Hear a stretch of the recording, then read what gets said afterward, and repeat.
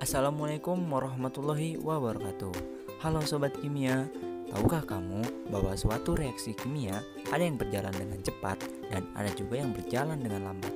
Contoh reaksi yang berjalan dengan cepat yaitu seperti meledaknya kembang api di udara. Namun, ada pula reaksi yang berjalan dengan sangat lambat seperti reaksi pengkaratan pada besi. Nah, kali ini kita akan belajar tentang faktor-faktor yang mempengaruhi laju reaksi. Faktor pertama yang mempengaruhi laju reaksi adalah konsentrasi.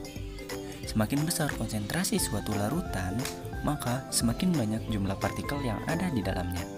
Lalu, hubungannya dengan laju reaksi bagaimana? Nah, kita ambil contoh. Misalkan kita memiliki dua buah pita Mg dengan massa yang sama, lalu direaksikan dengan HCl 10 ml yang memiliki konsentrasi berbeda. Pada gelas kimia yang pertama, HCl yang digunakan adalah 1 molar.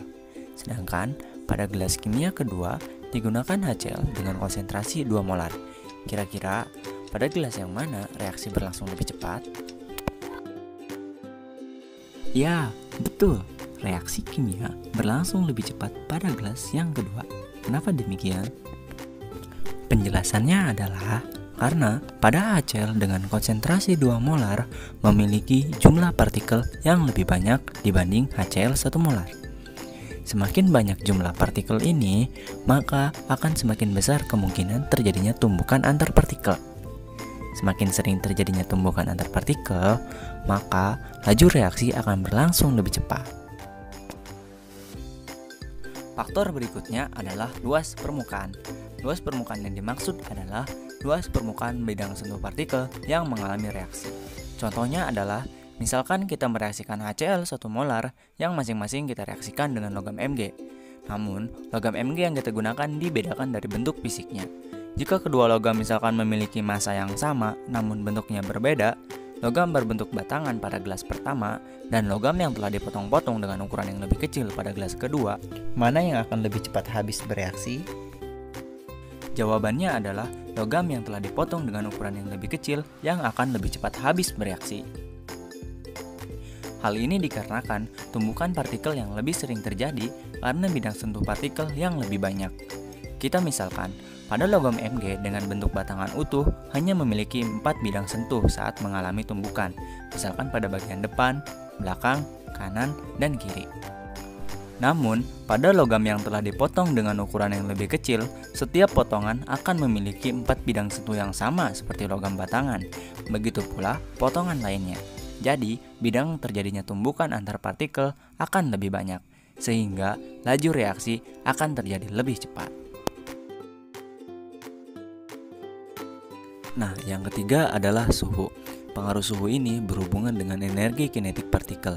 Kita beri contoh reaksi lagi, yaitu mereaksikan HCl dengan volume dan konsentrasi yang sama, direaksikan dengan logam Mg dengan massa dan bentuk yang sama. Namun bedanya, pada gelas kimia pertama, reaksi dilakukan dengan pemanasan, sedangkan pada gelas kimia kedua, tidak dilakukan pemanasan. Kira-kira laju reaksi mana yang berlangsung lebih cepat? Ya, betul. Reaksi yang dilakukan dengan pemanasan akan berlangsung lebih cepat. Penjelasannya adalah karena dengan menaikkan suhu, maka energi kinetik partikel pada suatu zat akan lebih besar. Hal ini mengakibatkan partikel akan bergerak lebih cepat. Pergerakan partikel yang lebih cepat inilah yang mengakibatkan tumbukan antar partikel lebih sering terjadi, sehingga reaksi berlangsung lebih cepat. Faktor yang mempengaruhi laju reaksi berikutnya adalah katalis. Penambahan katalis pada suatu reaksi kimia dapat mempercepat laju reaksi. Mengapa demikian?